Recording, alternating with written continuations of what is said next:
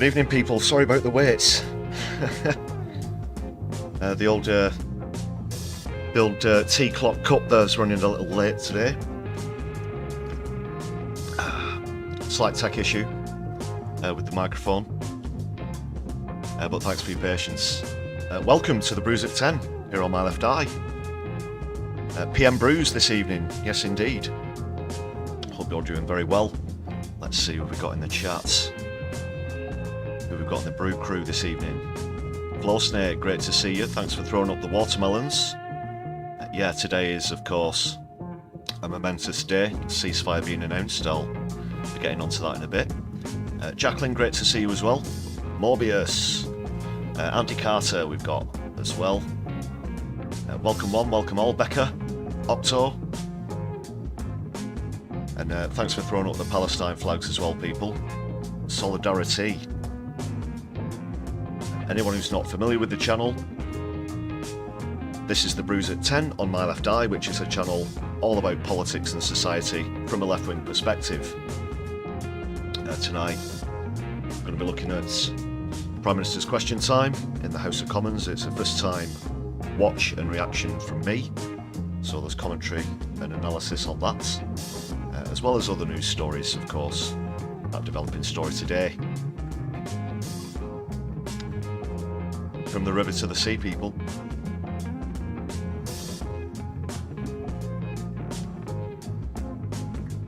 Alright, let's get the chat box up in here. Let's see.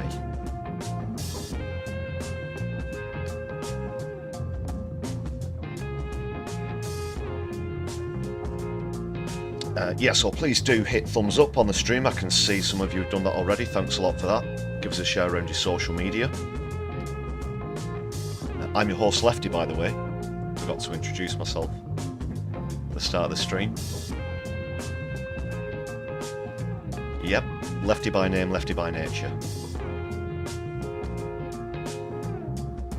So let's get the chat sorted. Give a shout out to the members in a moment, of course.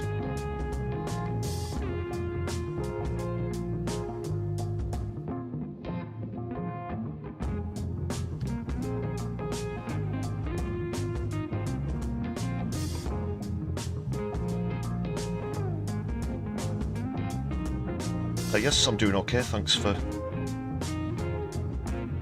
asking. Yeah, really happy with the news today.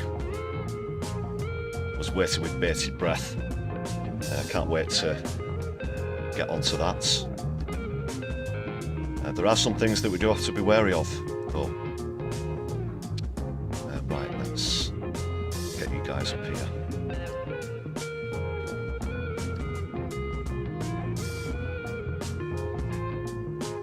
Resizing this.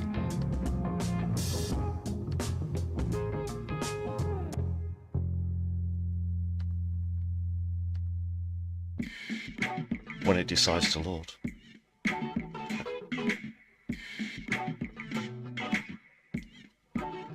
There we are, we can see you now. My left eye sees all the wonderful people in the chats. Jojo, very good evening to you. Yeah, we're just getting started, bit of a late start. We'll jump into things. Comedy clip lined up as always. Had quite a few to choose from on Monday's stream.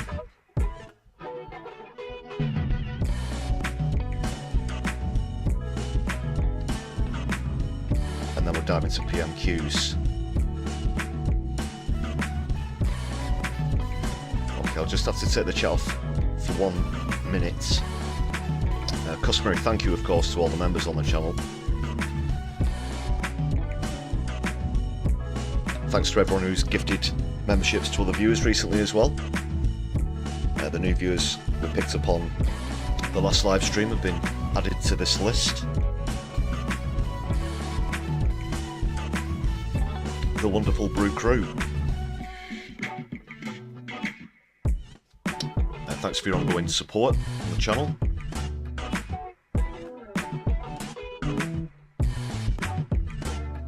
If you're not a regular viewer, please do check out some of the other content as well. video out yesterday about Rachel Reeves getting exposed over economic lies in the House of Commons. Stephen Flynn, please do check that one out. A brief synopsis of that video. Turns out that someone who works in customer services for a bank isn't quite as politically literate as as economically literate as she thinks she is. Far from it.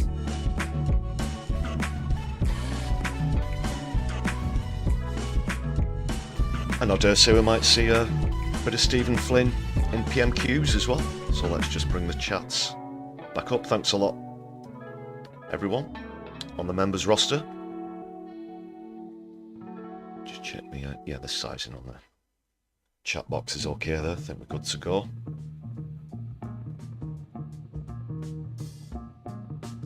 Do we have a birthday in the chats? Doc Davies, is it your birthday?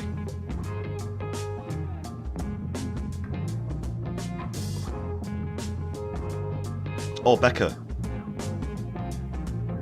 Is it? Oh, you finally got your house keys today. Awesome stuff.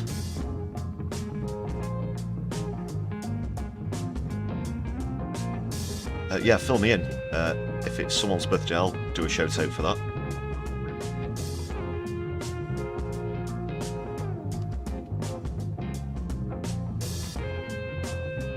Congratulations to the birthday boy or girl, or they them.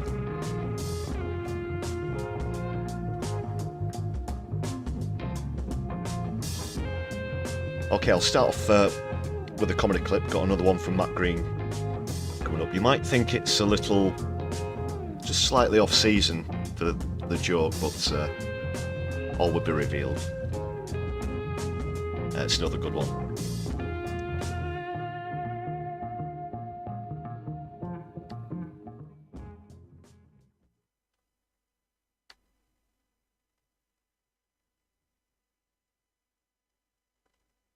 Paying by card? Of course. Thanks. Have a nice day. Thank you. And Merry Christmas. Oh, don't really think you can say that anymore. What? I don't really think you can say that anymore. Say what? Merry Christmas. Oh, really? You don't think I can say that anymore, do you? Saying Merry Christmas is somehow unacceptable, is it, these days? Goodness me, what is the world coming to? I can't say Merry Christmas anymore. Why ever not? Well, it's just... Does it offend you? Are you offended by it? No, it's just... Are you offended by the very mention of a Christian festival, even one that's been so horribly commercialised over the years? Is one sliver of Christianity too much for this relentlessly godless world? Is this shop too eager to bow down to mammon that even one mention of Christianity is beyond the pale? Does it remind you of the tiny baby Jesus brought into this world in a humble stable? Does he mock you with his innocence? Not really, I'm just thinking about the fact... Or are you offended on others' behalves? Are you worried it might offend a Muslim or a Hindu or a Sikh? Oh yes, we have to get very excited about Ramadan or Diwali or whatever it is Sikhs do, but no, one little mention of the religion of the majority, and we are still the majority, just about. No, apparently that's too much. It might offend our fellow citizens. It must be wiped out of existence. Is that it? No. Oh, I see. You're just woke. You don't want to celebrate anything that isn't rainbow-coloured. You're so obsessed with yourselves and your proclivities, you can't bear to acknowledge even the existence of a community that you think oppresses you. It's definitely not that. Then why, for God's sake? Why can't I say Merry Christmas anymore? Because it's June. We're both wearing shorts. You're buying ice cream. Well, it's Christmas somewhere. That's not how time works. In that case, happy holidays. I'm still not sure that... I'm on holiday, it's fine. MattGreenComedy.com. Check him out. Give him a follow on YouTube and stuff as well. Wonderful, wonderful.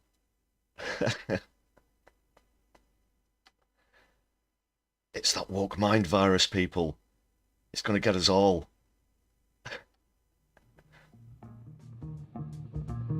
Remember, if you see something you don't like, especially if it's some sort of social progress or an end to some oppressive trope, then of course point a firm finger and shout woke at it. So yeah, Matt Green, let's just get the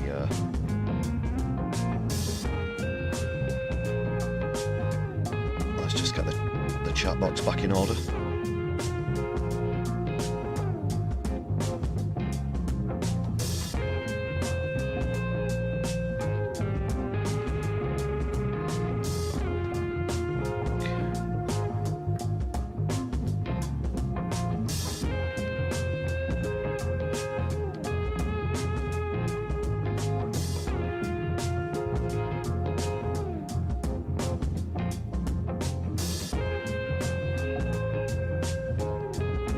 Right, we'll do this as we go through. It appears that we do have a birthday in the chats. Doc, many happy returns. 61 today, is it? Congratulations. Happy birthday, Doc Davies.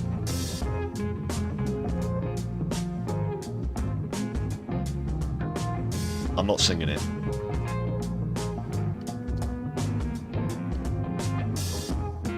We'll ask Keith, you might. Oh, right, what is going on with this?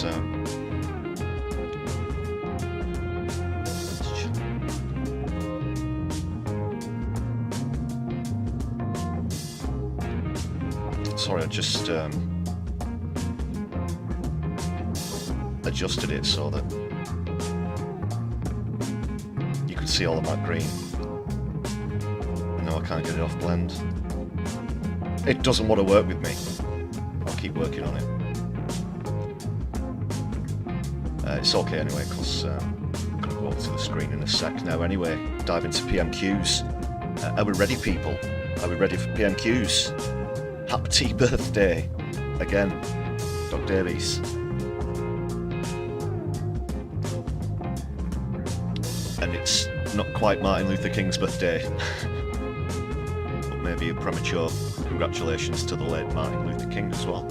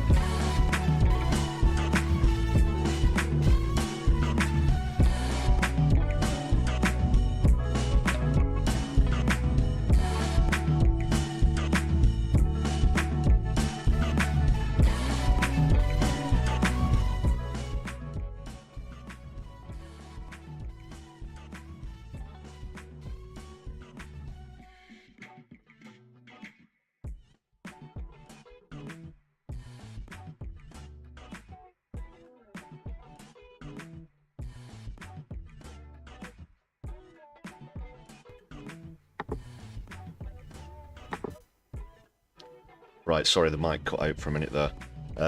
Did you all get me saying the rules to the game, just in case I quickly need to go over them again before we crack on?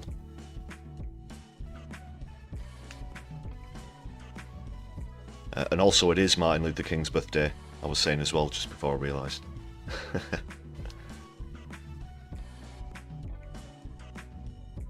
Yeah, so basically,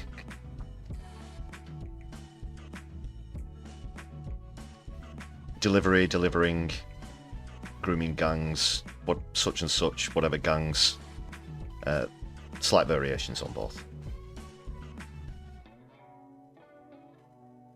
Yeah, we're going to give the contender another shot at the title. Andy took a thrashing last week, thought it'd be quite a worthy contender. But no,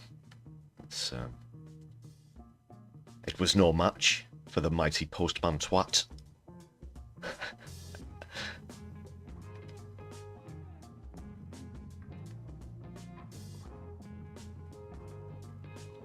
But this is Tate's last chance. His last chance to shine. It's the closest he'll get to any sort of success in UK politics, let's be honest with ourselves.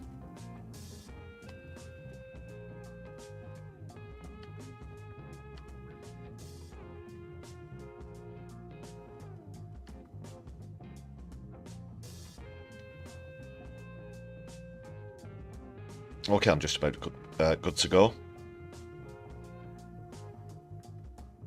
When he's Prime Minister, he'll be the one laughing, bruv. Yeah, this,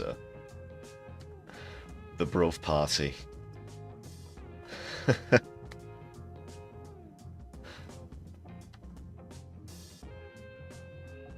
No, not a chance, not a chance.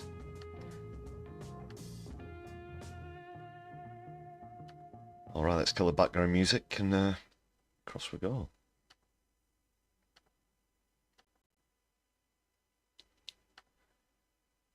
Just about lined up okay. Make sure the volume's up.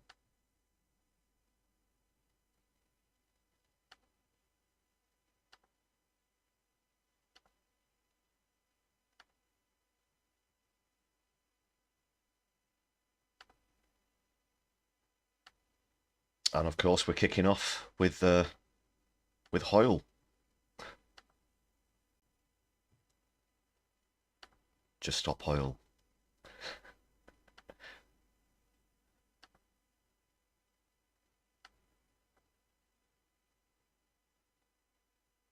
The Prime Minister Joshua Reynolds. Yes. Question 1, Mr. Speaker. Prime Minister. Thank you, Mr. Speaker. I know members across the House will want to extend our thanks to President Biden for his steadfast leadership and warmly congratulate President-elect Trump ahead of his inauguration. Mr. Speaker, in my conversation with President-elect Trump, we've underlined our shared commitment to the special relationship in the years to come. But they're all kissing his arse now. Mr. Speaker, this week we launched our AI Opportunities Action Plan, which will ensure we seize the opportunities of AI to benefit working people. And now he's kissing Trump's arse as well. That will boost productivity, transform public services, deliver £39 billion of investment and over 13,000 jobs. Goal. Mr. Speaker, this morning I had meetings with ministerial colleagues. In addition to my duties in this House, I shall have further such meetings later today. Joshua Reynolds. Thank you, Mr. Speaker. With almost 4.5 million entries and exits in the last year, Maidenhead train station is a busy transport hub. But with crowded gate lines, flooded underpasses and a drop-off facility that isn't fit for purpose, the station needs major upgrades to give Maidenhead commuters what they deserve. So does the Prime Minister understand how Maidenhead residents face at the station, and will he commit his government to fixing these issues in this government? Prime Minister. Well, thank him for his question, and I'm pleased that his constituents are benefiting from the upgrades at the station, including, I think, new lifts to make the station fully accessible. The issues he raises are faced by passengers right across the country, and that is why we're bringing rail services back into public ownership, setting up Great British Railways, not making properly though, Keith, not properly, not really though. A better service for all passengers, including in his constituency. Lashaba Khan. Thank you, Mr Speaker. I recently visited Mid-Kent College, which serves my constituency of Gillingham and Rainham, and where valuable construction skills are taught to young people.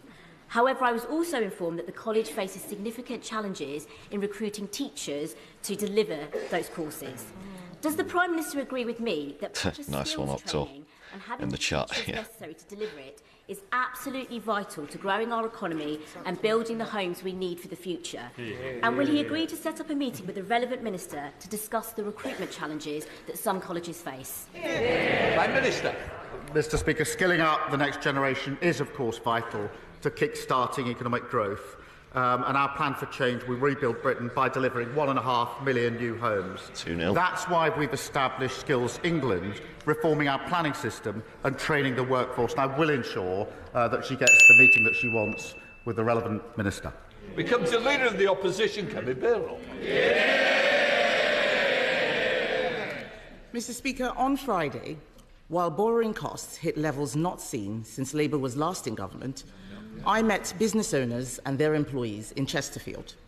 One of them told me that his business will not exist in 4 years' time because of this government's policies. It might not even exist next year.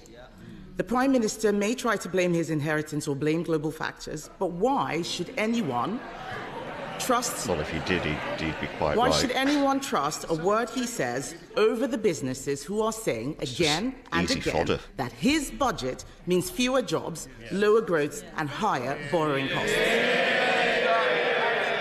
Mr Speaker, as she knows, the global economy is experiencing volatility and higher borrowing costs. That is why it was vital that we took the tough and right... Yes, Andy, it does count. If anyone says deliver, it doesn't have to be Keith or Labour specifically. Let me know if I've missed one. If Kemi Badenoch threw one in there, might have missed it. right decisions in the budget to get our finances back in order. We had to deal with the £22 billion black hole that they left. Okay. We made difficult That cuts, phrase isn't a raised contender taxes this to week. invest in health, public services and housing, vital to stability, vital to growth. And we've got an ironclad commitment to our fiscal rules. And she will welcome, no doubt, the inflation figures from this morning.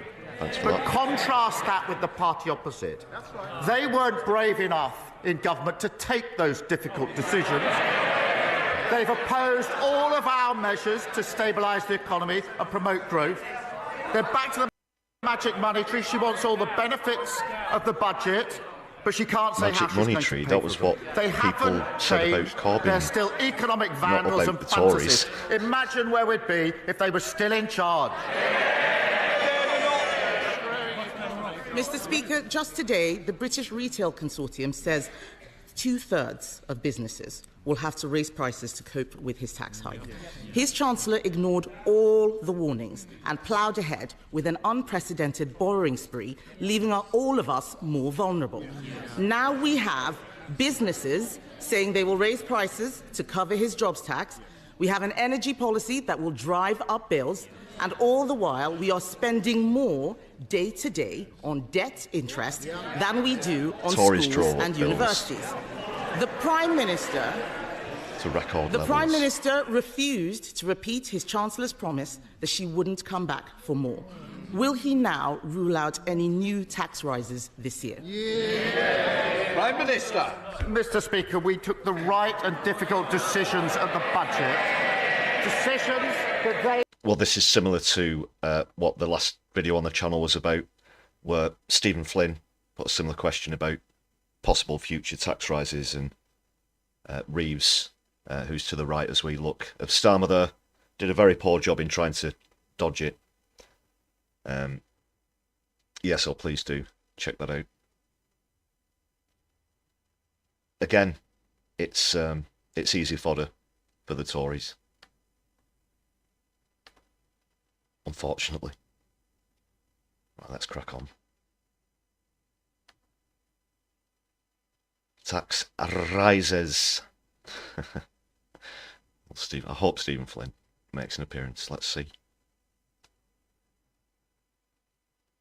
did not have the courage to take which left us in the mess in the first place. when it comes to tax, she knows very well the limits of what I can say from this dispatch box, but we have an ironclad commitment to our fiscal rules. We can't just tax our way out of the problems that they left us, which is why we put in place tough. Oh, what a giveaway. They were howling at the what a giveaway.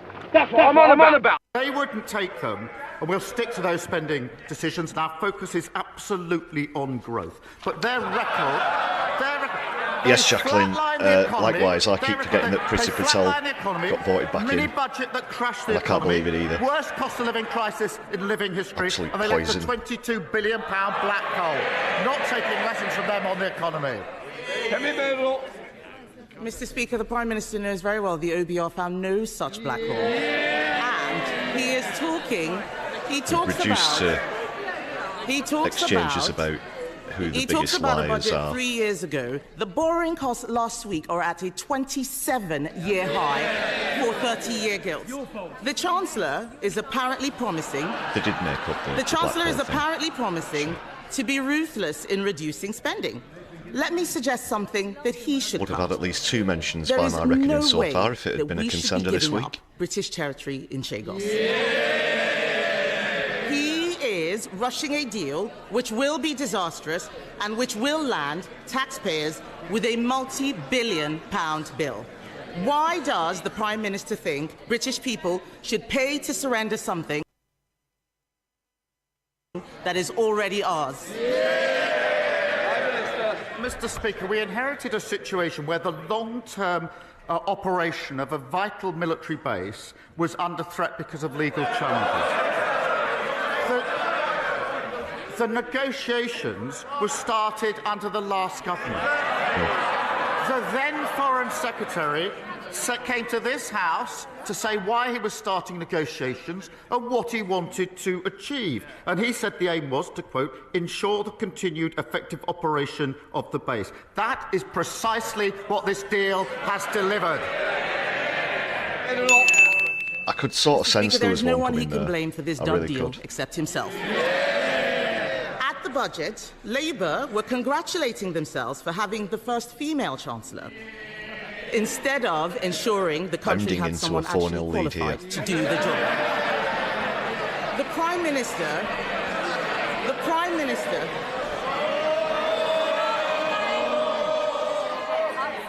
I want to hear... Sorry. I want to hear the Leader of the Opposition. Leader of the Opposition. I bloody don't. Mr. Speaker, the Prime Minister claims he has full confidence in the Chancellor, but the markets clearly do not. Yesterday, the Chancellor repeated her promise to have just one budget per year to provide businesses with certainty. The talk in the City is that she can't meet her fiscal rules, and there will need to be an emergency budget. So does the Prime Minister stand by the Chancellor's commitment that there will be only one budget this year? Prime Minister. She'll be pleased to know the Chancellor will be in place for many, many years to come. She'll outstrip them. Will she? Mr. Speaker, if we all thought the politics was about cheap points, I could criticise their chancellors, but I don't have enough time. Not sure Keith himself is going to make it to the next general election. That they had. We have one budget, that's what we're committed to, Let alone strong Rachel fiscal Reeves. rules, and we'll stick to them, unlike the party opposite. Mr. Speaker, at a time of turmoil in the markets, the Prime Minister was distracted by the crisis around the former City Minister. What does it tell us about his judgment will be leader of that the opposition yesterday at the he next said he was election saddened either? that his close friend resigned? This was an anti-corruption minister under criminal investigation for corruption. Mohammed Yunus, the Nobel Prize winner advising Bangladesh, said London properties gifted to the former City Minister may be proceeds of robbery. So, will the Prime Minister offer Bangladesh the full support of our National Crime Agency in ensuring that any properties bought with stolen funds are properly investigated? Prime Minister. Mr. Speaker, the former City Minister referred herself the independent advisor. So this was yesterday's resignation that they're talking about now on allegations of corruption. There was no wrongdoing, and the former minister fully cooperated. She referred herself a week ago Monday. I got the report yesterday. and she resigned. Welcome to the stream, Davinia. Hope you're well tonight. Compare that with the Shadow Foreign Secretary, who breached the ministerial code. Her predecessor, Bartu, ignored it. It was the advisor that then had to resign because he wasn't taken seriously. And she's now serving the leader of the opposition. Oh, Octo, no one expects the Spanish Inquisition. The British public shut them out. Mr. Speaker, he did not answer the question about the National Crime Agency. No answer to investigating dodgy Labour ministers, just as last week he didn't want an inquiry that might expose dodgy Labour trying to answer the bloody question. The Prime Minister That's the problem. knowingly appointed a convicted fraudster as his Transport Secretary. The anti-corruption minister he had full confidence in only days ago resigned yesterday in disgrace. He is negotiating a secret deal to surrender British territory, and taxpayers in this country will pay for the humiliation. Now it turns out his government may write a cheque to compensate Jerry Adams. This is shameful. We left him the fastest. We left him the fastest growing economy in the G7. In just 6 months, under his leadership, it's been taxes up, borrowing up, mortgage rates up, and that's not all. Business confidence is down, jobs are down, growth is down. Can the country afford 4 more years of his terrible judgments? Doing exactly what you did, and we had 14. Mr. Speaker, among that barrage of putting the final nails in the coffin. There is one point that I need to address, because it's the Legacy Act, and it will be of real interest across the House. That Act was unfit because, well, not least because it gave immunity to hundreds of terrorists and wasn't supported by victims in Northern Ireland, nor, I believe, by any of the political parties in Northern Ireland. The court found it unlawful. We will put in place this is a serious point. We will put in place a better framework. We're working on a draft remedial order and replacement legislation, and we will look at every conceivable way to prevent these types of cases claiming damages. And it's important I say that on the record. But as for her claim and her nonsense, they crashed the economy. Be careful, you'll get a letter off Liz Truss. I got a letter this week from a Tory voter in a Labour seat. I hope they don't mind me saying who it was. It was Liz Truss. Oh, yeah. It wasn't written in green ink, but it might as well have been. She was complaining that saying she crashed the economy was damaging her reputation. It was actually crashing the economy that damaged her reputation. Mr. Speaker, what have we heard? All they've got is complaining. No defence for their sorry record. They don't even acknowledge it. No ideas, no policy. As Rich Reeves checks the papers or hopelessly in the wind. No exchange rates, this kind of thing. The pound is down. Jim Dixon. And public spending's out. Thank you, Mr. stripping Speaker. 10-year bond Patients yields. in Kent are experiencing a winter crisis resulting from years of underinvestment in our NHS. Many are having to be treated on trolleys in corridors with cases of winter flu and other viruses, providing a significant challenge to local health services. Well, she did. We saw a video of Noreen Skinner's fantastic parody of that on the last live stream. That the reforms and extra investment set out by the Secretary of State for Health will make this inadequate care a thing of the past, and would he visit Darrant Valley Hospital in Dartford with me? Prime Minister. Well, thank you for raising this, and I'm deeply sorry for those receiving inadequate care in his constituency. The last government left the NHS in a critical condition. But you can't deliver growth. Is that an attempt at with humour record waiting the lists, critical 2.8 condition? economically inactive. Our plan for change, investing in the NHS, diagnostic centres, and I'll of course. Yeah, you're right there, Jacqueline. Invitation. Angela Rayner's quite stony-faced there.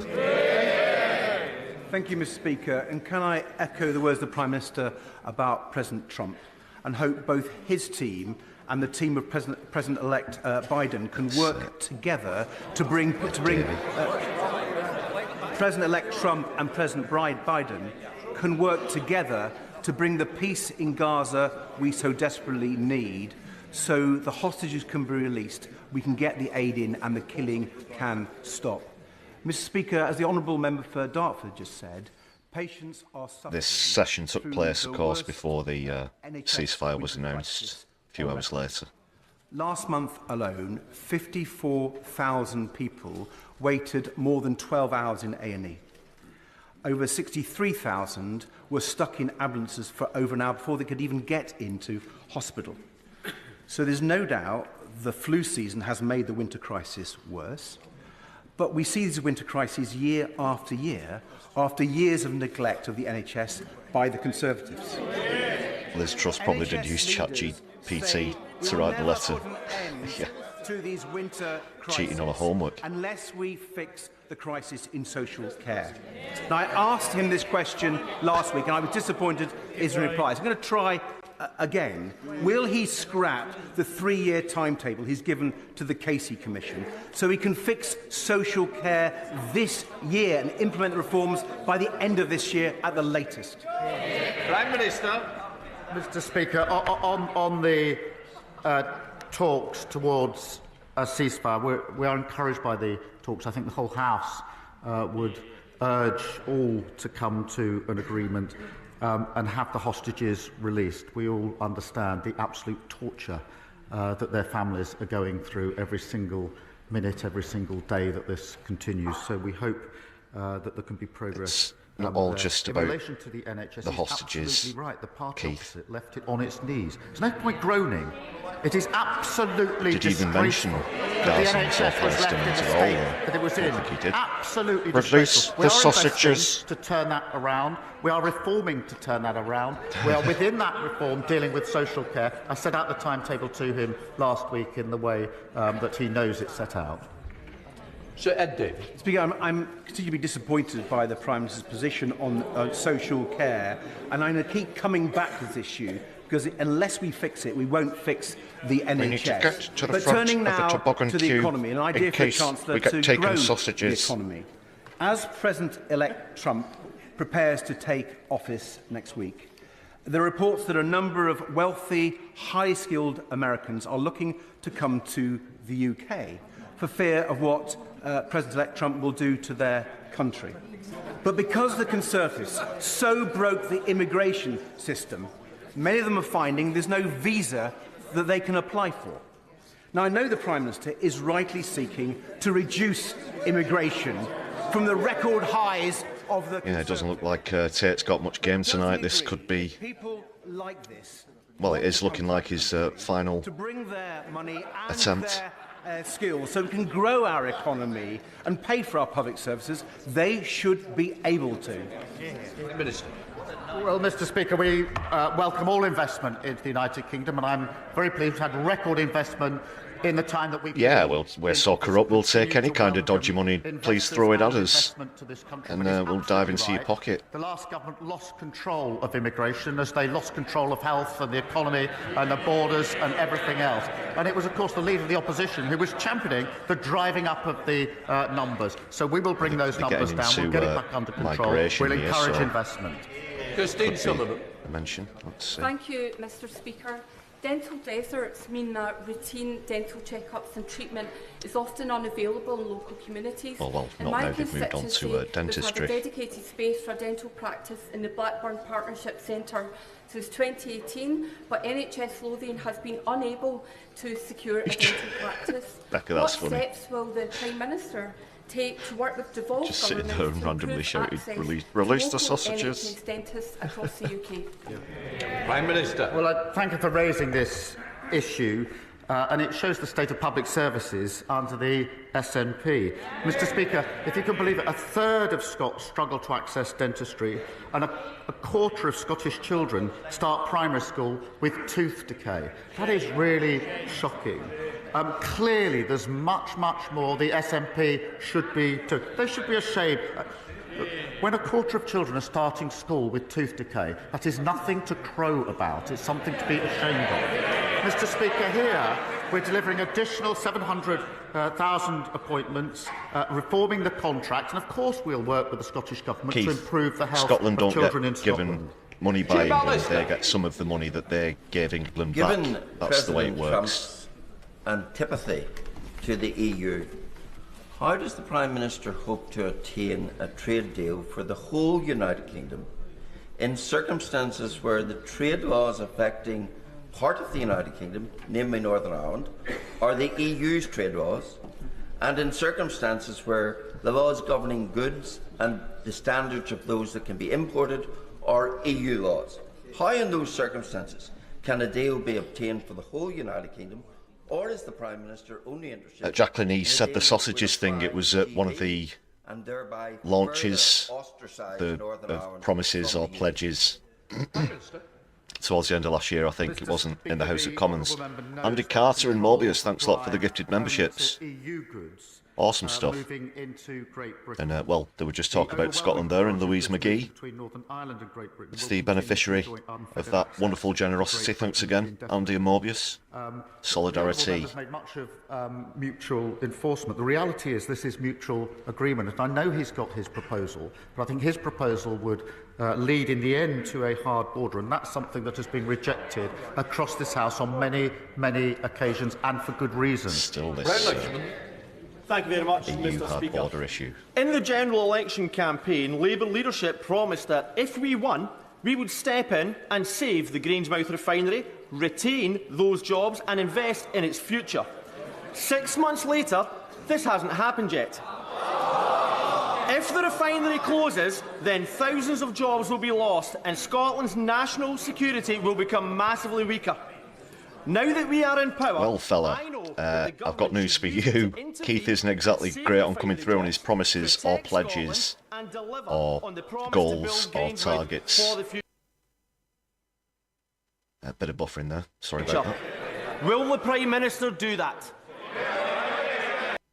And thanks as well. A heap of gifted memberships coming in. Thank you very much to Davinia Robbins and Doc Davies. Wonderful. Thank you so much. And at all to support the workers at Grangemouth. I hope everybody enjoys the perks. If you become a member for the first time, thanks again for that generosity. Very kind. Sorry about the buffing here, people. Let's within weeks, and importantly, we announced a £100 million deal for a growth deal. And we're jointly funding Project Willow to find a viable long-term future. It is a really serious point. I take it very seriously, and we'll do... I do think growth would be a good contender. Everything we can to make sure that viable long-term future is there for the workers, for their communities, and all that rely on it. Dr. Danny Chambers. Mr. Speaker, the Russian invasion of Ukraine has led to the emergence of bacteria that are severely resistant to multiple antibiotics, and this is now seriously delaying the return of injured soldiers back. I thought he said anti-buttocks. Maybe I've had too much tea. What are they putting in this stuff? Superbugs do not respect national borders, and it is only a matter of time until we start to detect them in our NHS hospitals. And we know that antimicrobial resistance is a huge challenge facing us at the moment. Will the Prime Minister consider supporting the Ukrainian... And another from Morbius, thank you very much. Rapid diagnostic tests, which can be used yeah, this is a serious issue now. Antibiotics are becoming increasingly ineffective against various infections, and it's going to hit the National Health Service like a ton of bricks, especially with new strains of flu and whatnot developing simultaneously. I thank him for raising this, and he knows our support for Ukraine is ironclad. Mr. Speaker, we are funding NHS doctors and nurses to work closely with their Ukrainian counterparts to share best practice, including how to prevent the spread of infections and AMR. And Blinky through as well. World Health Organisation, we're also strengthening Ukraine's health system to provide better care, and we'll continue to do so.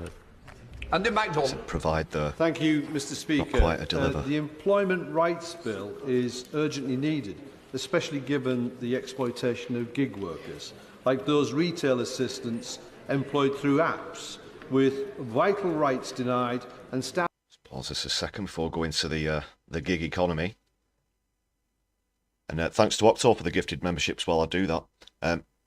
Yeah, just to quickly explain, Jacqueline. It's a random selection of anyone who subscribed to the channel. when you gift a membership to someone else. That's the way it works. You can't specifically choose who you gift memberships to. I think it's just a way of doing it randomly, removing any sort of bias. Yeah, thanks again for that, Octo, and everybody else gifted so far. Solidari-Tea. Staff being charged a premium should they want to be paid on time. Insecure work denies workers their rights, but the TUC has also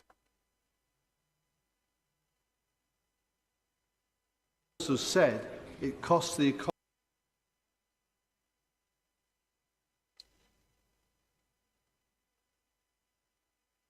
Buffering, we've got some buffering, people. Around £10 billion a year. So sort of say, yeah, this gig economy stuff, I'll just have a will quick the Prime chat Minister about that. agree with me that having a single status of worker... I know a lot of people who've had to do this, and we're seeing it happen in increasing amounts. And you've got, you know, Uber Eats delivery drivers, for example, things like that. The DoorDash economy, that's an American thing. I'm not sure if we do have that over here. But these people will be working 2 or 3 separate jobs in the gig economy. There's no such thing as secure employment. The turnover of staff in a lot of these places is through the roof as well. Similar as it is to a lot of the big corporations, make a lot of profit at the moment, the likes of Amazon and such, and Walmart in the States.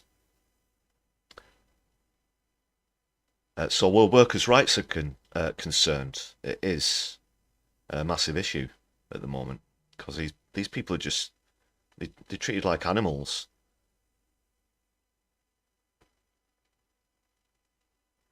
Right, hopefully will help there shouldn't be any buffering now. End such abusive practices, give workers security and significantly benefit the economy.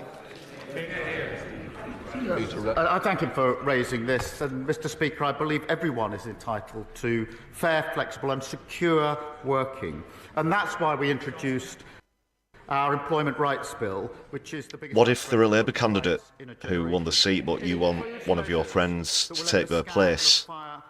Do you still stand by those sentiments, Keith, when you parachute someone in and kick them out of a perfectly legitimate position? Secure wages, secure jobs, and ensuring workers have the rights that they deserve at work. Peter Bedford. We're kidding. Thank you, Mr. Speaker. Age UK Leicestershire have done a sterling job over the last few months, supporting pensioners who have lost the winter fuel payment as a result of his government's budget. They now face a staggering £400,000 increase in their costs as a result of the increase in national insurance. What advice can the Prime Minister give to charities like Age UK, who now have to decide whether to cut jobs or slash services to some of the most vulnerable in society? Prime Minister. Mr. Speaker, the advantage, I suppose, of the Leader of the Opposition having no policies is that they can say completely contradictory things without breaching their policy. But they want the benefits of the budget, but none of the tough measures to support the budget. We have, Mr. Speaker, we've taken the decision in relation to pension credit and pension allowances, but because of our commitment to the triple lock, there will be an upgrade in April of this year of £460. But, Mr. Speaker, what I noticed that before Christmas, the Shadow Chancellor said that the triple lock is unsustainable. Unsustainable. So that's their position. Pensions going up under this government because committing to the triple lock unsustainable is their argument. Hey, Morris!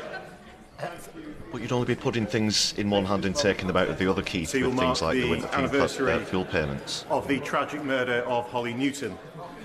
Will the Prime Minister and Home Secretary look urgently at the calls from Holly's mother, Michaela Trusser, to lower the age that a person can be recognised as a victim of domestic abuse? Prime Minister. Can I thank the honourable member for raising this tragic case?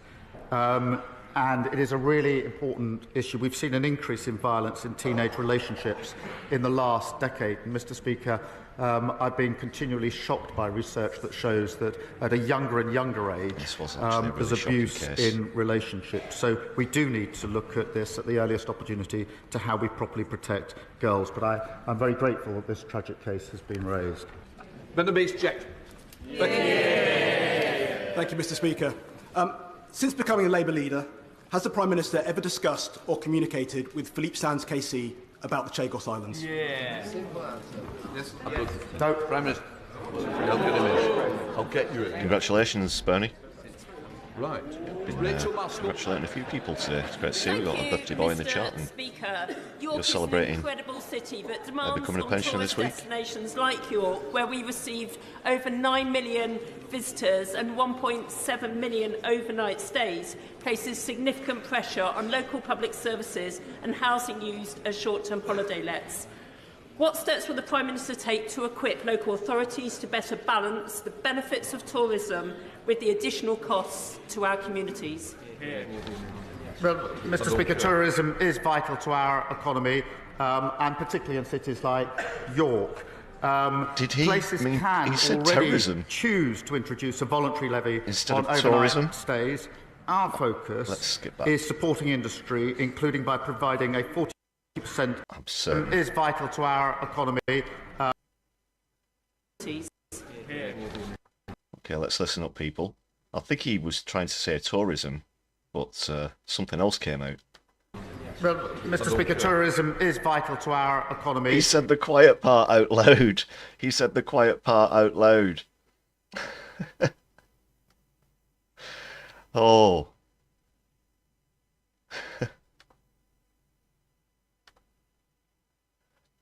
You heard it here first, folks. Terrorism is vital to the UK economy. To better balance the benefits of unless you saw tourism PMQs with earlier, the additional costs to our communities.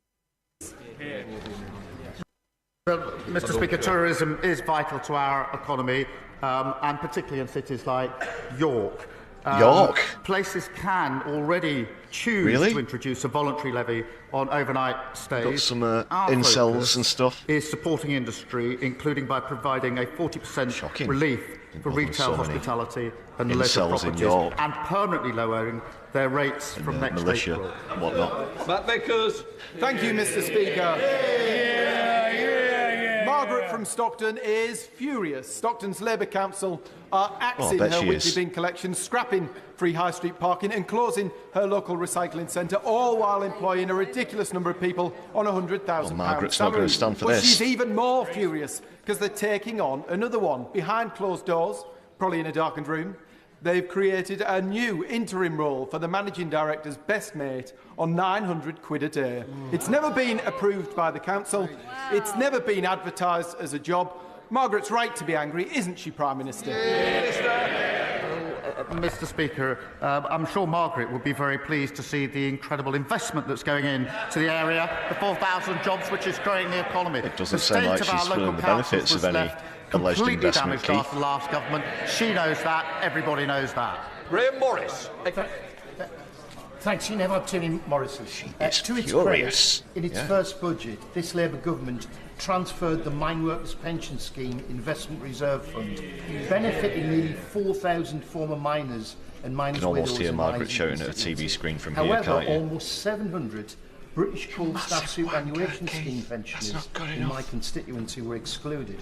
Will the Prime Minister correct this injustice and ensure BC-SSS beneficiaries, many now elderly and in very poor health, are treated equally to their core workers in the MPS? Prime Minister. Can I thank him for his dedicated campaigning on this issue? I am proud that this government has overturned a historic injustice, boosting the pensions of over 100,000 former mine workers. We are, Mr. Speaker, working closely with the coal staff trustees to consider their proposal, and I'll ensure the Industry Minister keeps him fully updated. Joe Roberts. Thank you, Mr. Speaker. My constituents on the Isle of Wight are entirely reliant on foreign-owned, debt-laden, unregulated ferry companies for essential travel. But in the United Kingdom, public transport is regulated and subsidised, like buses, trains, Scottish ferries.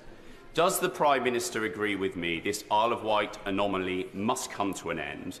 And will the government intervene in order to protect passengers from excessive ferry prices and bad services? Prime Minister. Well, I thank him for raising this, and he's right. The ferry services for his constituents have simply not been good enough. And I know that both he and my honourable friend, the member for the Isle of Wight West, share a commitment to ensuring their constituents receive a better service. The Maritime Minister has met the ferry and hovercraft operators, the leader of the Council and other stakeholders. There will be further meetings, and I'll make sure that he is fully informed by the Minister of the progress on this issue for his constituents. Patricia Ferguson. Thank you, Mr. Speaker. This year marks the 850th anniversary of my home city of Glasgow. One of the key aims of the celebration is to speed up ambitions around the City Council's grand challenge of tackling poverty and inequality and of increasing prosperity and opportunity, themes that chime very clearly with this government's agenda too. So will the Prime Minister join with me in congratulating Glasgow on this milestone, and does he agree resurgence with me coming that people next really election. do make Glasgow? Prime Minister. Well, I thank you for raising this. Glasgow is a great city, and I'm very happy to join with her in congratulating the people of Glasgow on the 850th anniversary. They have made and will continue to make a huge contribution to this country. Jack Rankin. Thank you, Mr. Speaker. Today marks 467 days in captivity for Avinatan Or, just one of the over 100 hostages Hamas still cruelly hold. Avinatan is my age. He has his whole life ahead of him. I felt the raw pain of his family. Yeah, pal, there are 8-year-old kids who have been held by Israel for a lot longer than that in prison. Can the Prime Minister assure me he's doing everything in his power to ensure all the hostages are returned, so Avinatan can be at home where he belongs with Ditsa and his girlfriend Noah? Prime Minister. I thank him for raising this case. It's appalling that Hamas continue to detain Avinatan. So is it appalling that Israel continues to hold those thousands of prisoners at the same time, then, Keith? You're not going to mention them? And it is nothing short of torture, what they are going through, and we will do absolutely everything in our power to ensure that we make progress in bringing these hostages home, and I'm sure I speak for everybody in the House, but we will do everything to try and make sure that we get those hostages home. Final question, Jonathan Brash. Thank you, Mr. Speaker. My constituent Richard Lee has Octor, no, I've years not for been arrested on. disappearance of his I've been arrested on those charges. From a military base in Germany in 1981. Have for other things She was on just 2 years old. actions and The Royal Military whatnot. Police, the MOD and successive governments have failed to get answers that he deserves, throwing up barrier after barrier to justice. Will the Prime Minister agree to meet with Richard and myself to finally give this Hartlepool veteran a way forward to uncover the truth about the disappearance of his daughter? Prime Minister. Well, I thank him for raising this deeply distressing case, and our thoughts and sympathies are obviously with Richard Lee and his zoned out in the chat family. there, I missed the The question. Defence Serious Crime Unit, Mr. Speaker, continue to appeal for new evidence in this case, and I will make sure he has a meeting with the appropriate minister to discuss progress. Thank you. That completes Prime Minister's questions. We'll let the front benches change over. Well, that's it. That's the lot. And the scores are in. It's a clear victory again. No luck for Tate this week, which makes it a 4-0 victory to Postman Swat.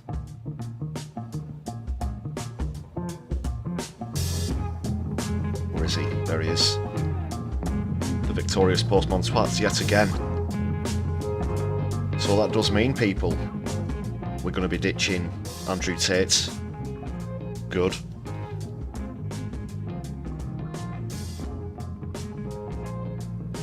Yeah, pretty standard PMQs there, no drama. Hoyle interrupted once or twice, but not over anything major.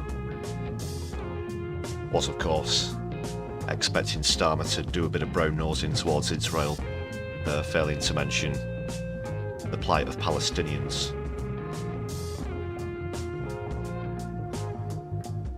Very one-sided match. Very one-sided. Alright, I'll just take the scores off for now. So, congratulations again to Postman Swat. Another victory. But I think next time around, might go for something like change. I think that could be a real close fight.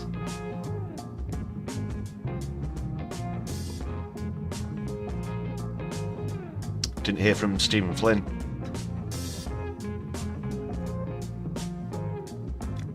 So I was hoping we might.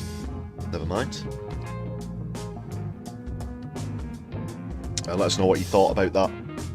PMQs in the chat, or if you're watching back on a replay. Going to move on to some other stories in just a moment. Before I do that, I'd just like to remind you all, please do hit the thumbs up button on the stream. Notification bell as well, if you could do that, that would be brilliant. And give us a share across your social media as well. We're available on Twitter, Mastodon and Blue Sky. Check us out there, it's the same logo and stuff. You should find us if you just look up My Left Eye. Look into My Left Eye.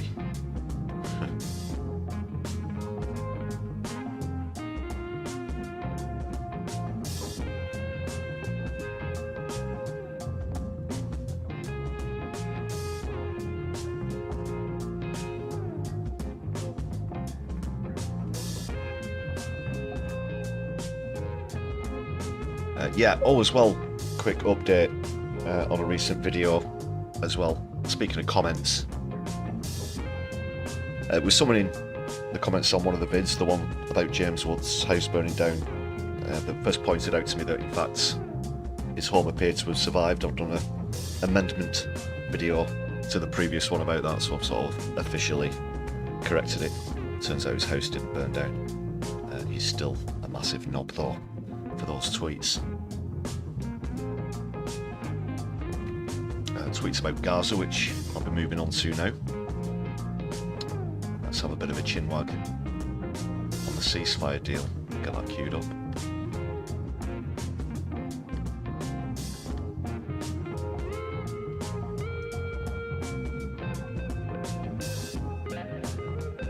You think growth versus change would be a good matchup? I dare say you might be right there, people.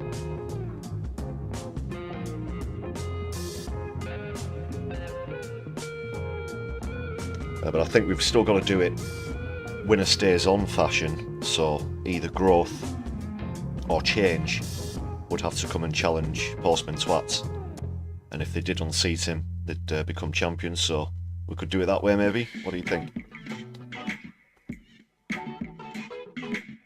Winner stays on.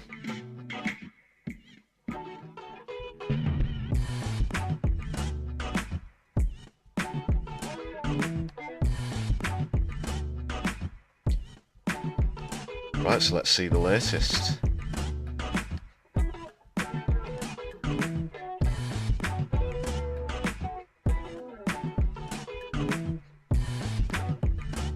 Let's bring this over here.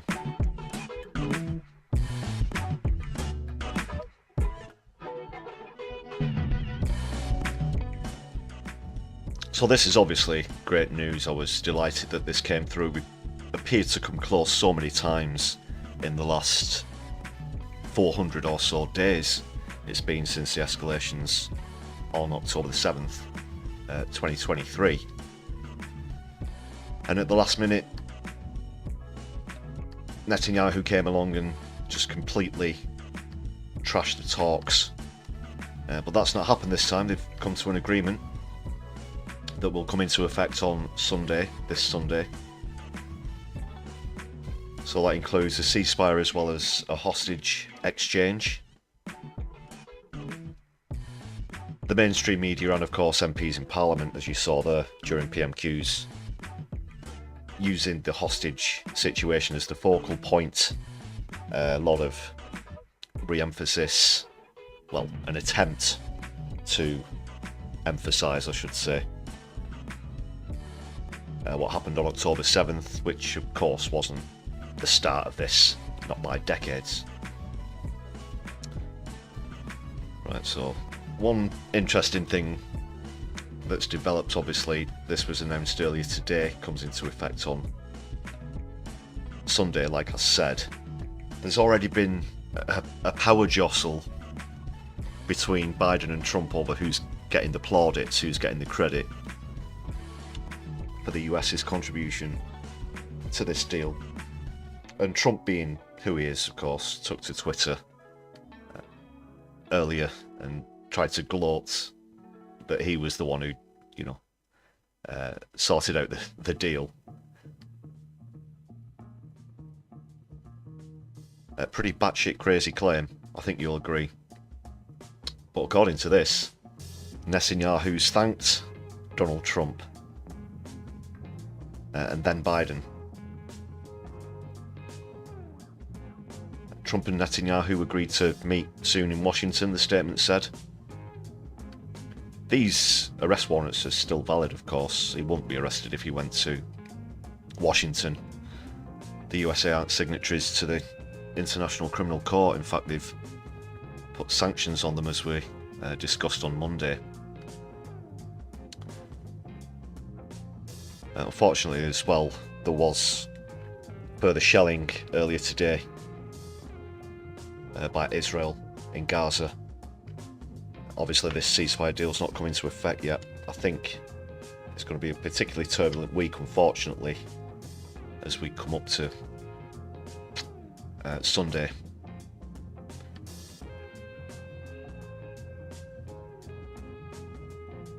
So, of course, you know, just back to this whole power jostle thing before I move on. This deal that's been reached today, the first version of it came in March of last year, under Biden, of course, and you had Anthony Blinken there in the mix as well. I don't think Trump can rightly claim any credit towards drafting any sort of ceasefire deal. He might think that he's made a couple of phone calls to try and get this thing through, but it's all pretty crazy, pretty batshit crazy, as we come to expect from the orange bewigged one.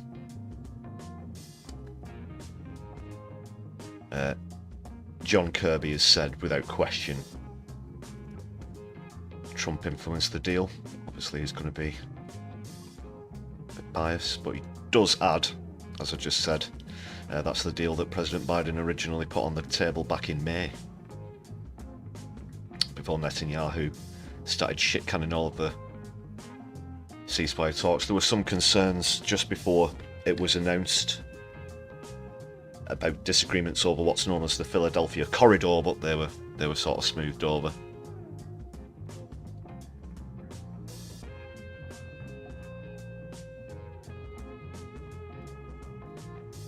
So where the hostages are concerned, I think there were 96, officially 96 left, but they believed over 30 of those might have died during captivity. No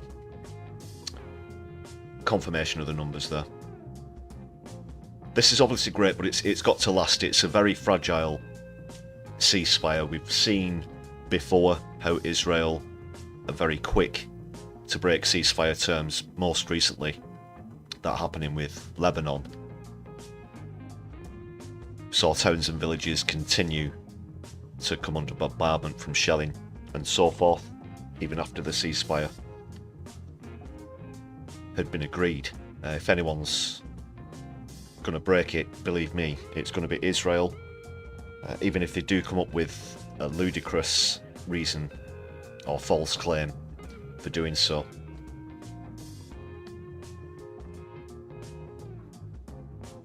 So how people responded in Gaza, people say they're happy but they're afraid.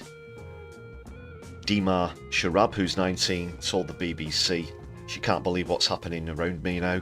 Am I dreaming? Yeah, it must be unbelievable to have been through all of this, and now there are hopes of hopefully a lasting ceasefire. Her family was living in a partially destroyed home after evacuating multiple times. They survived on bread, nuts, peas, beans, some very expensive vegetables. Obviously prices have gone through the roof.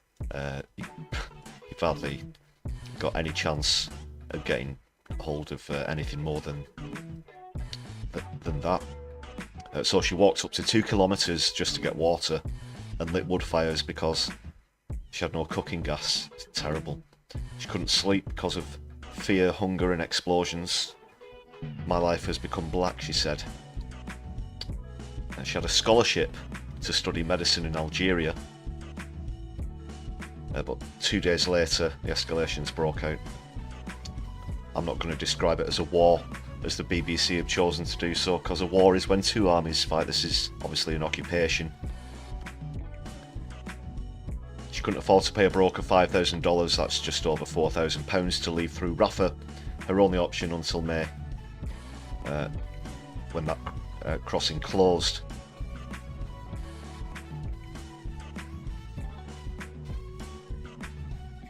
The Hamas negotiator has given a statement. He says they won't forgive Israel for the suffering in Gaza during the war. On behalf of the victims, every drop of blood spilt, every tear of pain and oppression, we say we will not forget and we will not forgive. Quite rightly.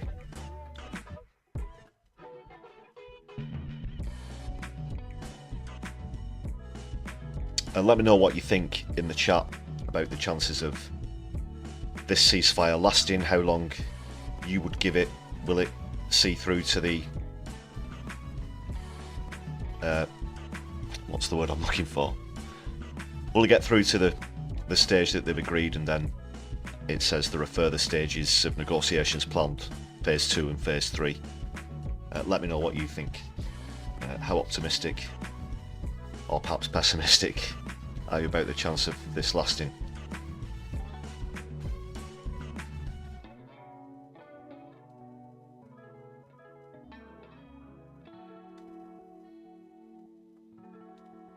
The Israel president, of course they do have a president and a prime minister, has said there are challenges ahead.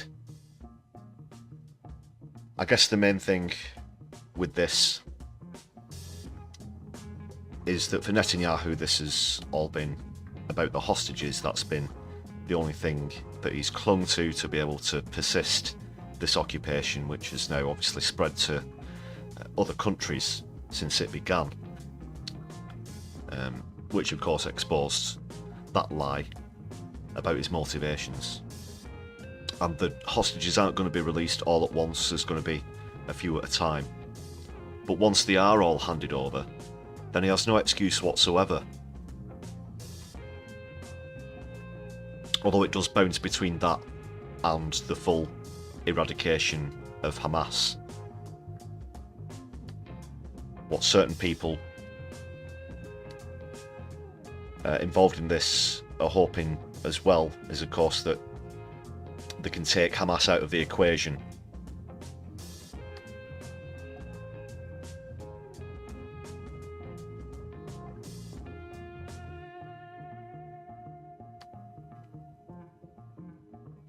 Some of the reactions from other international figures. Olaf Scholz, German Chancellor, welcomed the new Spanish Prime Minister Pedro Sanchez, said the agreement was crucial to achieving regional stability and a step towards two-state solution could be possible. UN General Antonio Guterres said the priority must be to ease the tremendous suffering caused by this conflict, and added that the United Nations is ready to scale up the delivery of aid to Palestinians. Hopefully now the hundreds and thousands of trucks that are needed will be able to get through, instead of drip feeding perhaps, I don't know, 15, 20 trucks a day at times, even less, even fewer.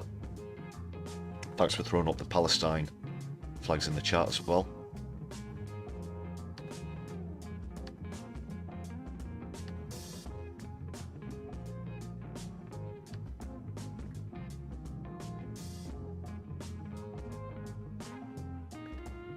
So Davinia, you're not feeling so optimistic. You think there's more chance of you winning the lottery than a peace in the Middle East? Yeah, of course, this isn't the only thing going on at the moment. There's aforementioned Lebanon, as well as Syria, Yemen, Iraq. Andy, thanks for the gifted membership. Solidari-Tea, brother.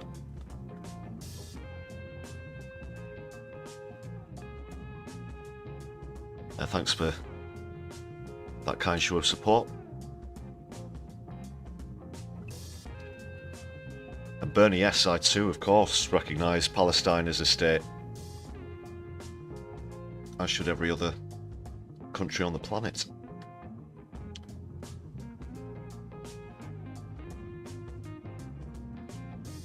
Just a couple more quotes. UN High Commissioner for Human Rights Volker Turk said the deal holds a promise of huge relief after so much unbearable pain and misery, and that it is imperative that it holds. The head of the EC, Ursula von der Leyen, said the agreement brings hope to an entire region where people have endured immense suffering for too long.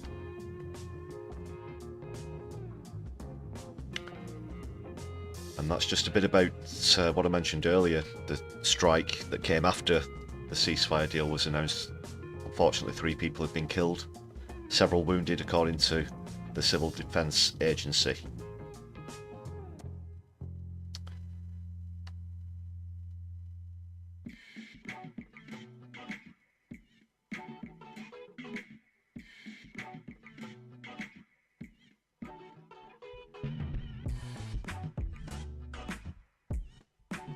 So it says there has been an agreement for humanitarian aid to reach. That's obviously essential. So many people are starving or on the brink of starvation in Gaza, which is blocked in. They don't have anywhere to go. There are no safe routes. There are no safe zones.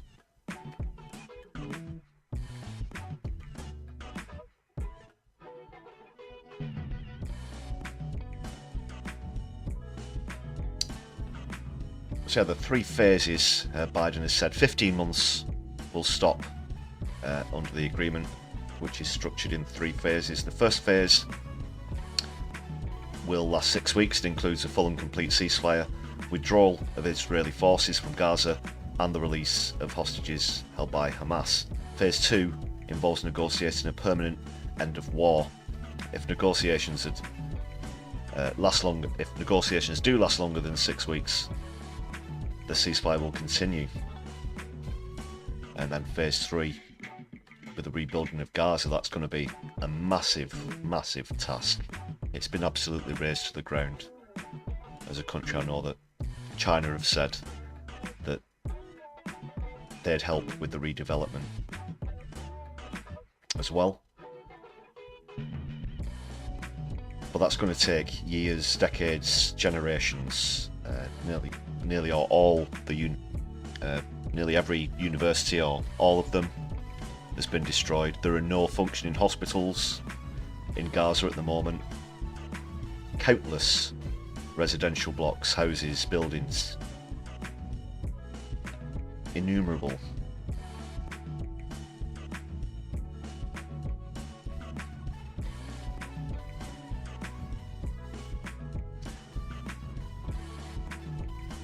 Yeah, just finally, there was that bit in Biden's little speech. He was asked on whether he or Trump deserves credit for the deal and said, "Is that a joke?"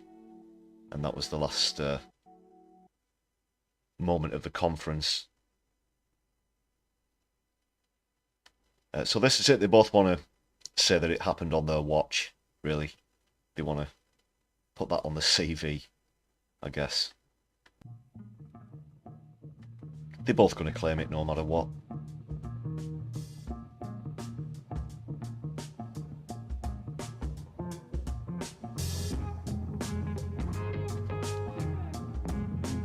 What's this about recipients of membership gifts are not being shown? Let's take a look. Yeah, they're normally just underneath.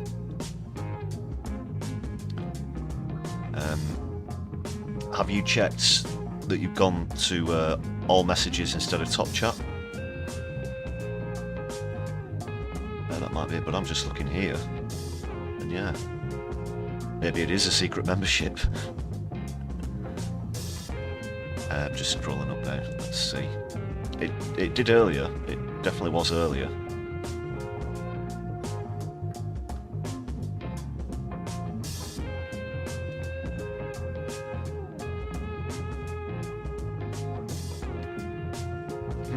Interesting. That's not something that's happened before. Let's have a look, see. So what's that? Give you membership there.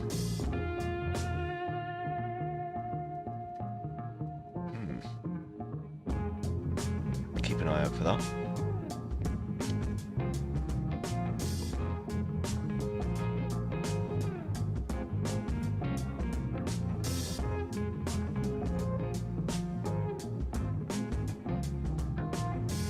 Is that happening for all of you?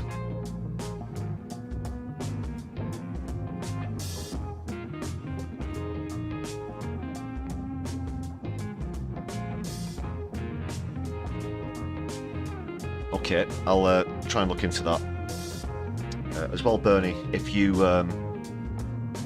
just click on the smiley face where you normally type your messages in the chat, and then at the top there should be a thing that says My Left Eye, and that's all of the static emojis exclusive for members there for the channel, and you can scroll down, there's other standard ones as well. So yeah, that's how you find the static emojis.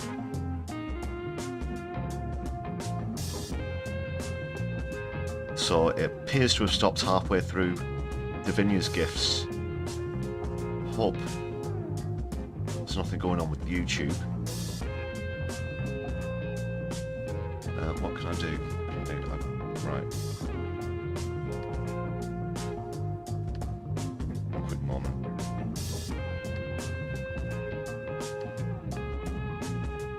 I'm just going to go over to my analytics page and check the members there. That should let me know.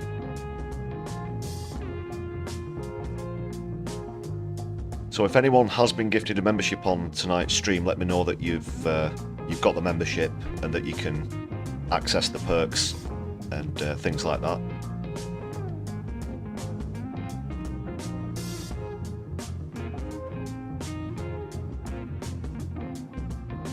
So I'm just quickly checking my analytics page. Let's see what's going down. Don't want anyone getting gypped off.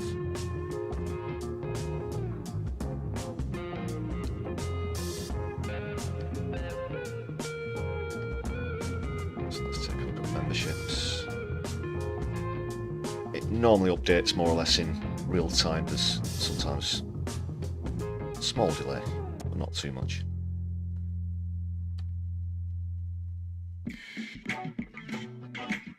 There we go, Guitar Guy 80 displaying the static emojis, thanks a lot for that. A few examples there. Got 30p Lee, Just Stop Hoyle, Keith,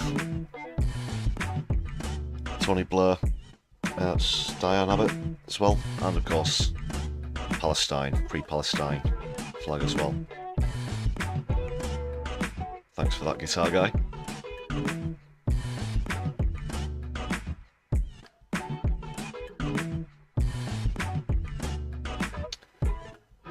So I'm just going to have to count up.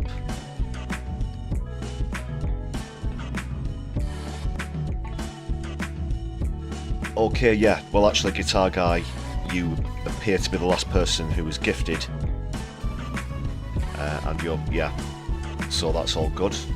It looks as though everybody's memberships have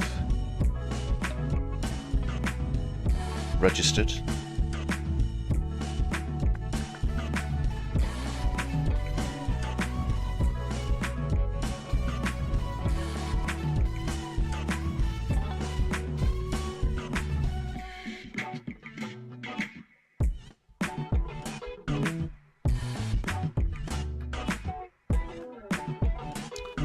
Well, I think they're all there anyway.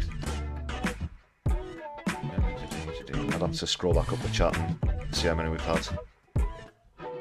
Thanks for your feedback though, Guitar Guy. Try and get to the bottom of this, people. Right, what else have we got here?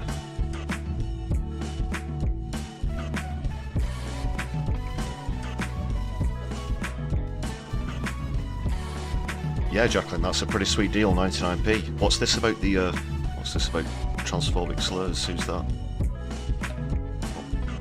Not in the chat, I hope.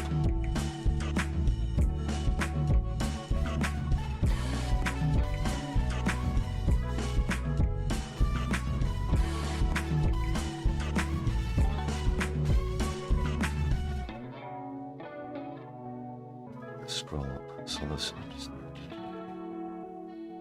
Chat's been busy tonight. It's a lot of scrolling to do. Yeah, I'm just looking where Octo gifted 5. There's not 5 listed underneath. What in the heck is going on?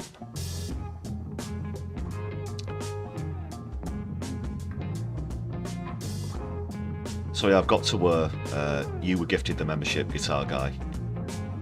Let's count those up. So that was 5, 1, 2, 3, 4, 5, or 6. So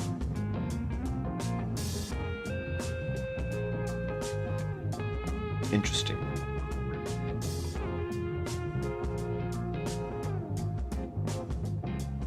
Yeah, Doc's done 5 and only 2 have showed up. Let's make some inquiries. Keep me posted on that, people, in the chat. Want to make sure everybody who's received one has got access to the perks. I mean, that's what the whole idea behind the membership is. This hasn't happened before on a stream, so not one of mine.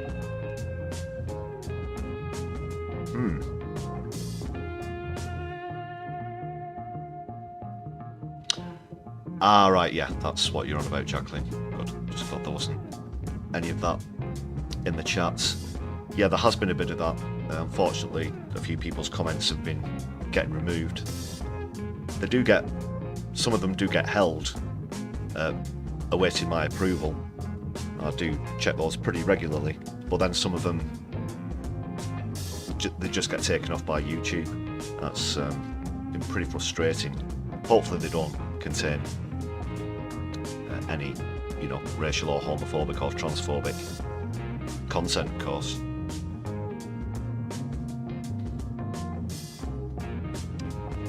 You think Reagan elites had problems like this? Yeah, I think I'm familiar with the Reagan elites.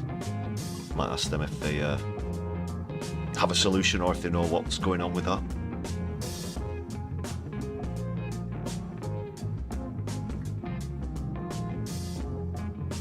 I didn't see Anthony Blinken getting roasted.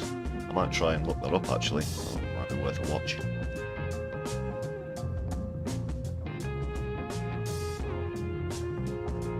Yeah, why not? Was that today? Morbius, the Anthony Blinken thing. So let's have a look.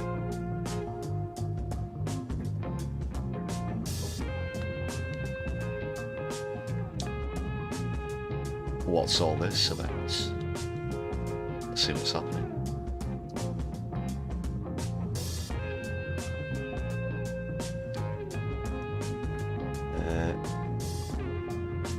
There's videos coming up from yesterday that say he's been facing an intense backlash. I've got a couple of TikToks here.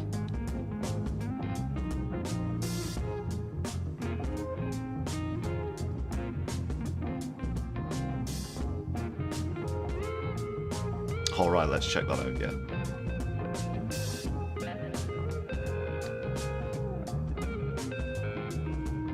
Not going through that. There's, like, yeah. There's another video, it's over 8 minutes long, though. With the speech in, so.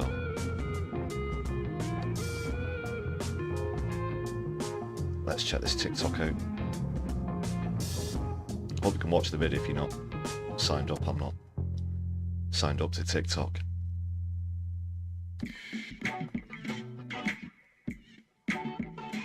I have used TikTok videos before in streams, but they come from other sources.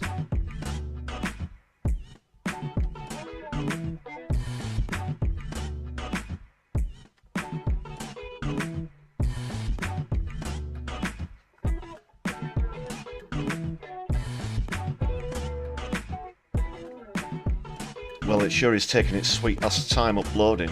Sorry, I did some updates earlier. I hoped everything had come through smooth. Can I watch this now?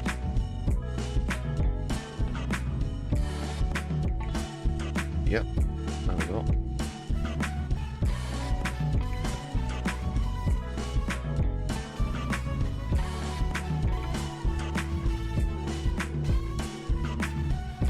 Whoa.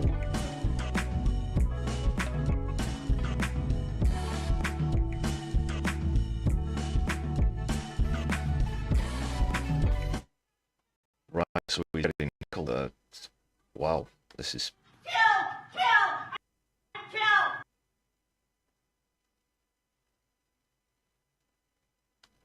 Sorry, just pause that. I'll.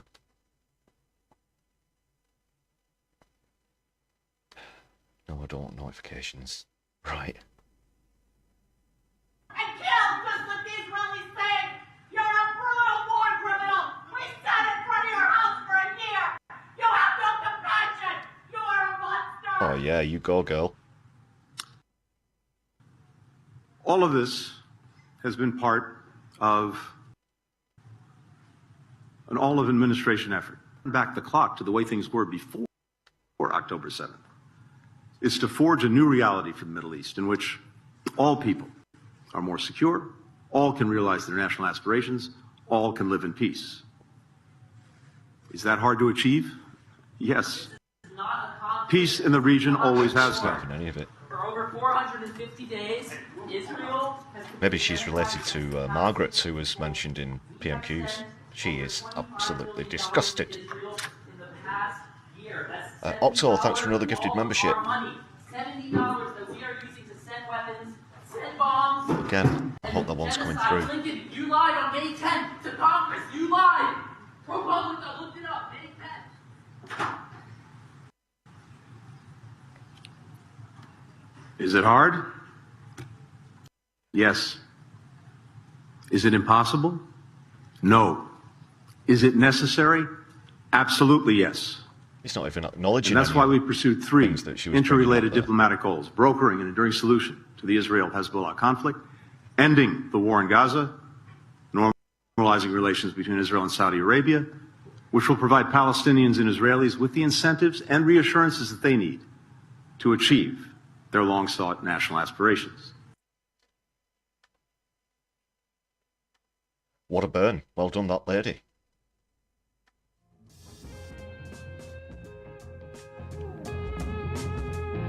Looks like she eventually got escorted out of the room, just judging by that clip. No, I've not seen that. Thanks for pointing that out. That was a good roast. Got a couple of other bits to move on to.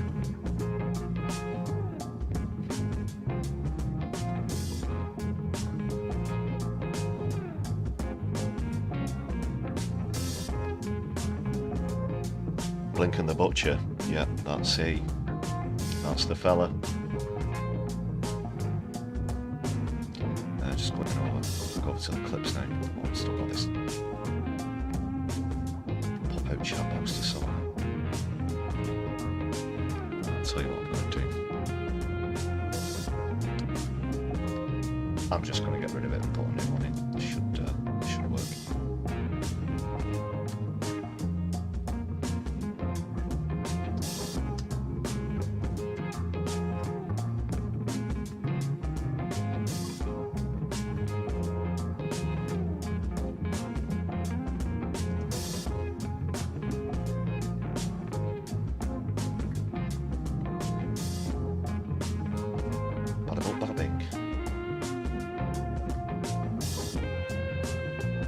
As if by magic. Well, we have the solutions.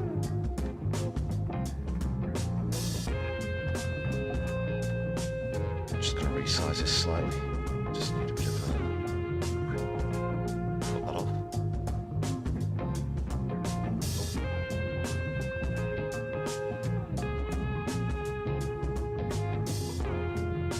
And that's how you do it.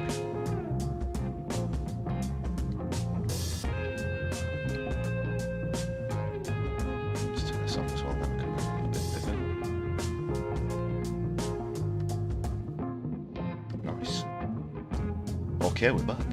The chat is back.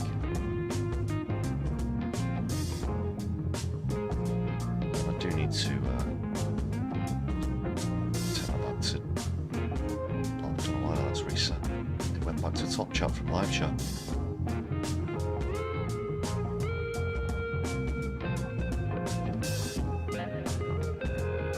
There we are.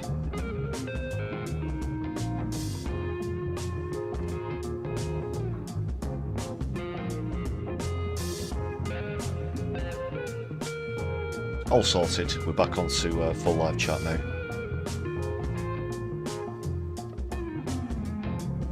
Just saw the logo out. There we go.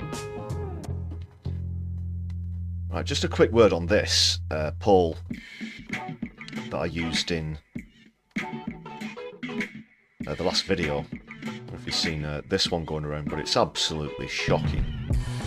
And I mentioned in the video, you know, this is where neoliberalism has led us. It's left the wide open door for the far right or the right wing elements to swoop in. Reform UK just 1 point behind Labour in this YouGov poll. Tories on 22. And that's absolutely shocking. Don't think I've ever seen a lead in the polls get eaten away so quickly after a government getting elected. Sorry, I'll turn the background music down a bit, apologies. Sorry Vicky, if you were trying to sleep. Streams to fall asleep to here on My Left Eye.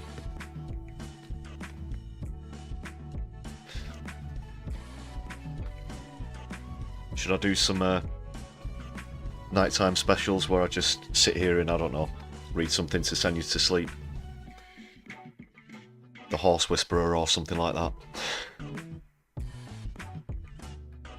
But yeah, Morbius, I was just quickly going to come on to that. You beat me to it in the chat. If Reform and the Tories got together, that's pretty scary. Well, at this rate, clearly you can see that we're heading for a hung parliament if this is projected onto seats. There'd be a hung parliament, and then Labour are going to have to either do a deal with the Tories or Reform if they want to stay in power. Could depend on how many seats the Lib Dems pick up. Possibly. You could be looking at a 2- or 3-way coalition.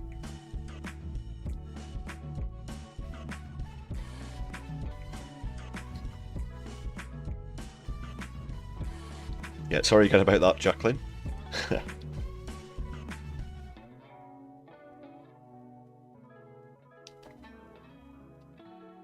I could do some about black holes as well. Well, it does come up on PMQs now and then, of course. For the other videos. But yeah, anyway, just quickly back to this poll. The Greens have seen an upsurge in support. That's been good to see. I think we'll definitely see a revival of the SNP in Scotland. Like I said, they'll definitely have more seats. But will it be enough? Will it be enough to challenge the far right? You've got the Independent Alliance that's going to be coming into play this year as well. But again, that's just 5 seats. Quite worrying times. Labour has spent so long attacking the left. This is exactly what happens.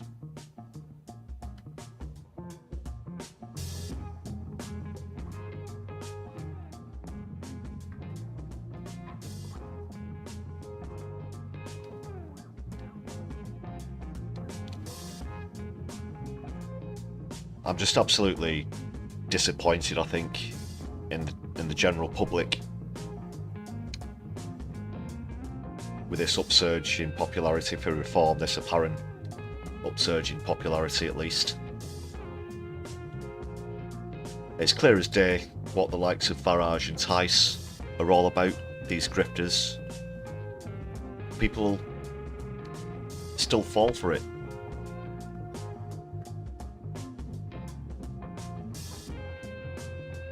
Even if they're just doing it in protest against voting for any of the main parties, to say that, you know, they're sick of the main parties. I don't think that's a good excuse for then just going and throwing your vote at a far-right party.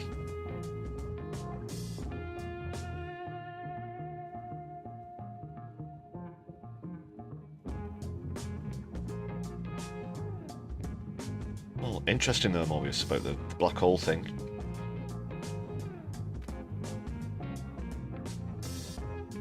If you go beyond the event horizon.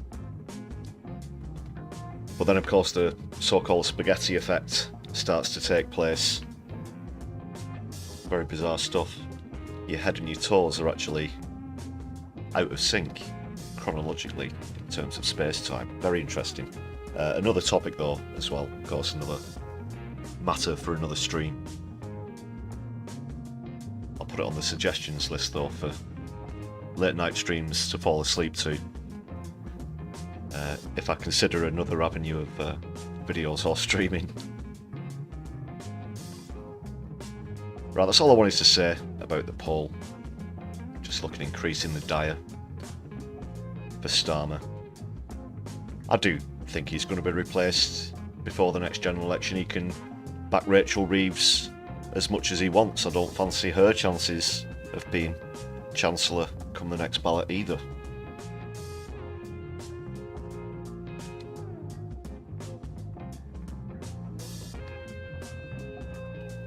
You heard it here first on My Left Eye.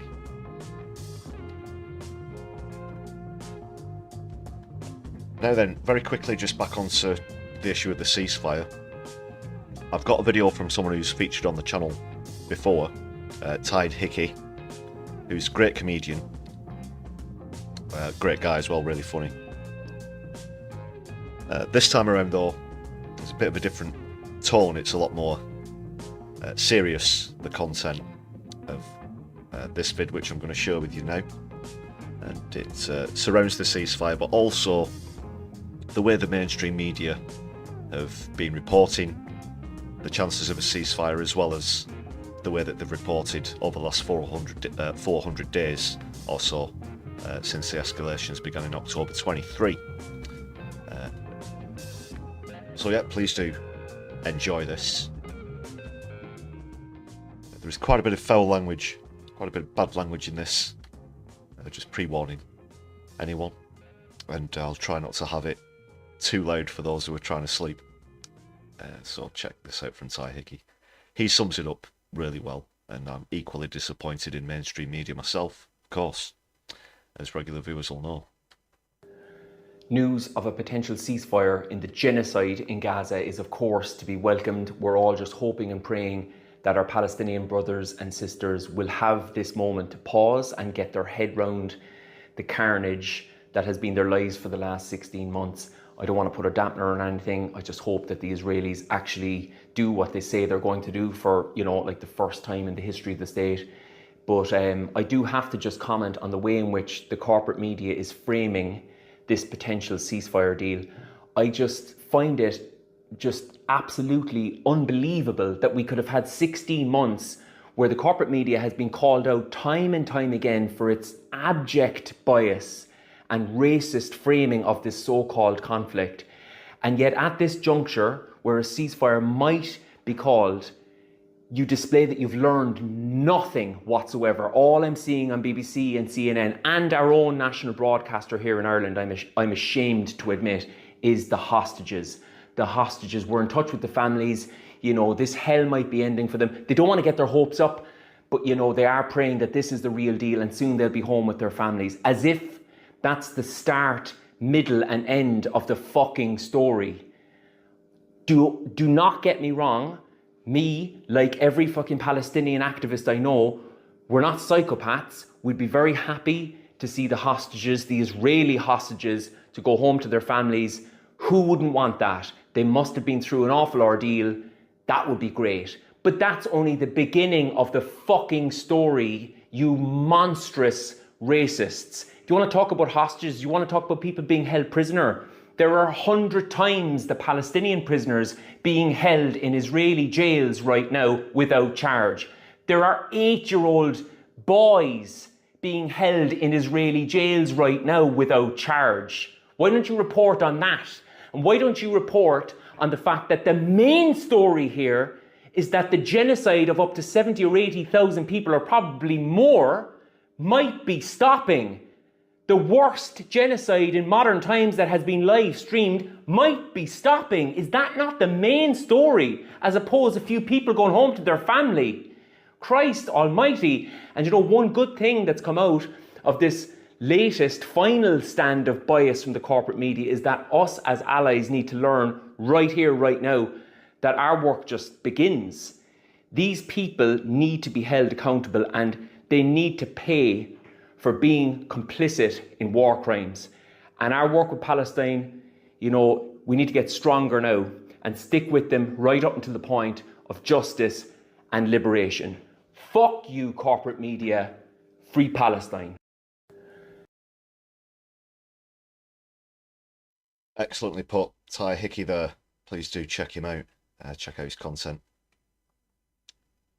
Really well put as well. I'm equally disappointed by the mainstream media here in the UK and abroad.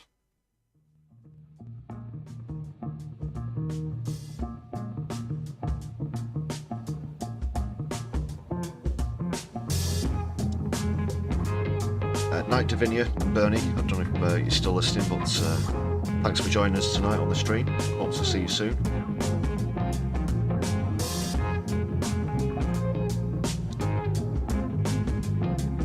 He's very on point there. All they keep harping on about, as he said, was the hostages, without looking at this on a macro scale, in a broader sense.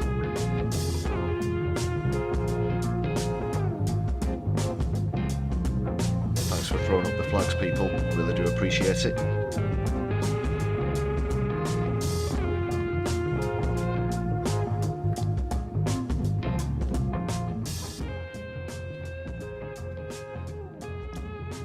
Alright, ladies and gentlemen, brothers and sisters, we're getting up towards midnight here now, so I'm going to be bringing the stream to a close momentarily. I'll just do a quick check to see if there's anywhere to redirect into. While I do that, I want to give a massive shout out to the members once more. I'm going to look into that gifted membership situation as soon as I finish the stream as well. I want to make sure that everybody's gifts have been received in good order. Thank you very much to everyone on the members list and everyone who's gifted this evening.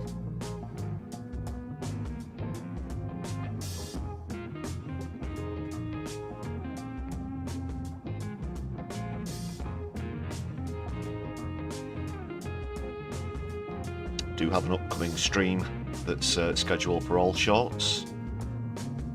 It's not live at the moment, but I'll redirect you into that scheduled stream.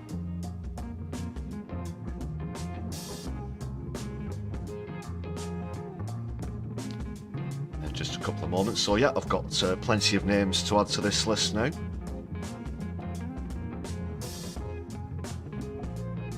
My humblest thanks once more for everyone's generosity this evening.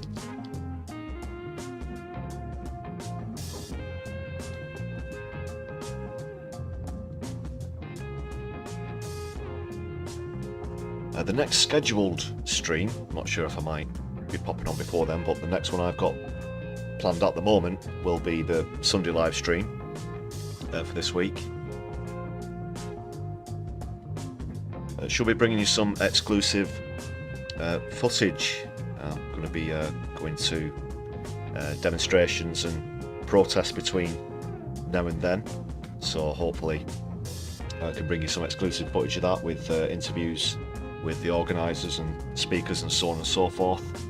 Always do like to get out there and bring you content from out there on the streets or wherever it may be. And there'll be plenty more of that to come in 2025 as well.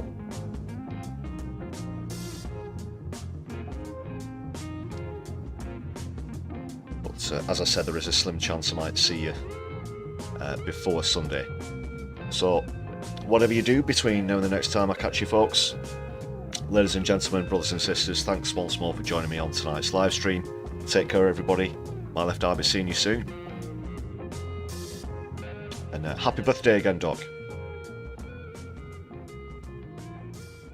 Alright, good night.